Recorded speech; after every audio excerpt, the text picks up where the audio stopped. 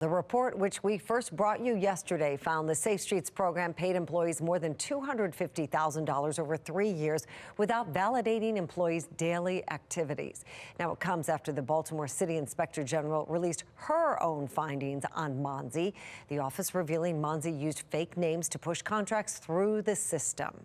We have live team coverage following both of these bombshell reports, starting with Fox 45's Mackenzie Frost. She was at today's Board of Estimates meeting when the audit was presented. Joins us live after pressing city officials there today. Mackenzie?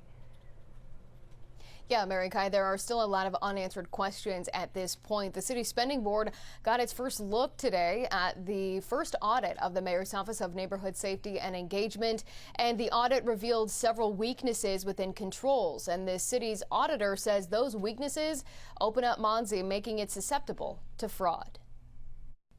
And this is the November 20th, 2024 meeting of the Board of Estimates is now called to order. This is the first audit of the Mayor's Office of Neighborhood Safety and Engagement. The first item on our non-routine agenda can be found on page 2. And during the Board of Estimates, the members got a look at the bookkeeping of MONSE and Safe Streets.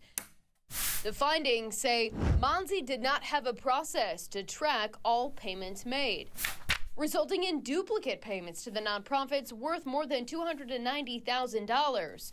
Plus, from July 1st, 2021 to January 31st, 2024, MONSE paid more than $257,000 for Safe Streets work without validating the daily activities of the workers.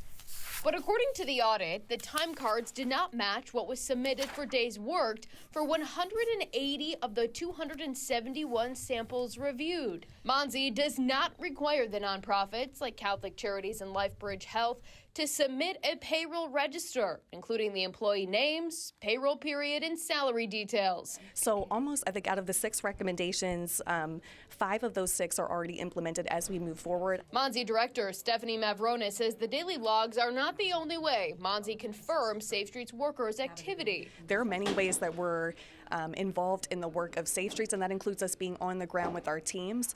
We want to make sure those daily logs are completed moving forward, but I do want to be clear that the insinuation that daily logs is the only way we know if someone in Safe Streets is working or not. Without keeping track of the daily logs, it raises questions about how the city tracks the work of these Safe Streets employees. It's not just Fox 45 News repeatedly seeking documentation of real activity. The auditor noting without details of the work and adequate oversight steps in place, control weaknesses create susceptibility to fraud.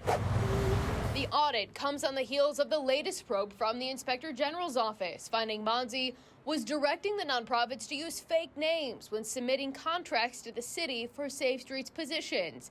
This chart shows some of those names submitted, like Lemur Jackson II, Merlin Humphrey II, Allen Iverson. I think what's important is both of the reports that we're speaking about here.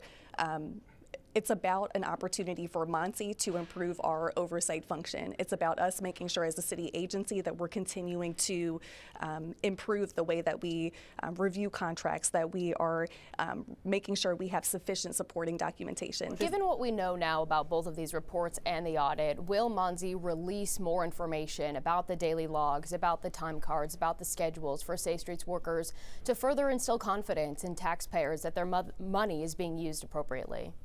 I would say Safe Streets is doing the work every single day. We're going to continue to share information about the program as we have a mandate from the mayor to continue to strengthen this work. So the answer is no?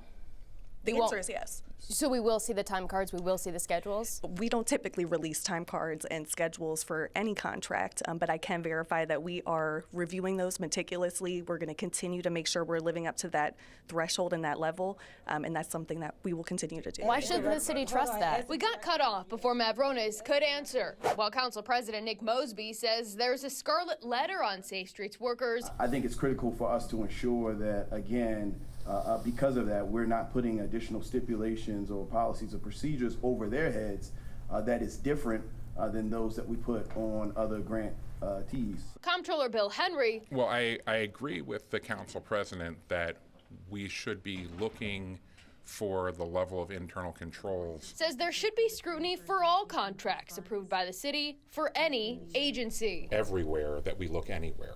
And I personally think that we do that.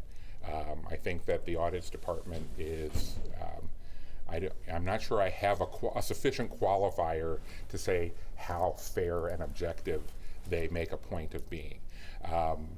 If there is any bias in that, it may just be in how people take the results of the audits. Not many people dig into audits for some agencies compared to others. Meanwhile, Mayor Brandon Scott has yet to comment on the audit. He was not in attendance at the Board of Estimates meeting on Wednesday. Now, Comptroller Henry says at this point, MONSE is not part of the routine audit list, but he says he plans to ask the City Council and the Mayor next year for more funding to expand the number of auditors within his office. And if that happens, the Comptroller says then he'll ask the City Council for a charter amendment to add MONSE to the routine list to ensure fiscal audits are completed. Live in the newsroom, Mackenzie Frost, Fox 45 News. I'm Mary Bubala. Thank you for watching. Here's another video for you to watch. Also take some time to subscribe to our YouTube channel.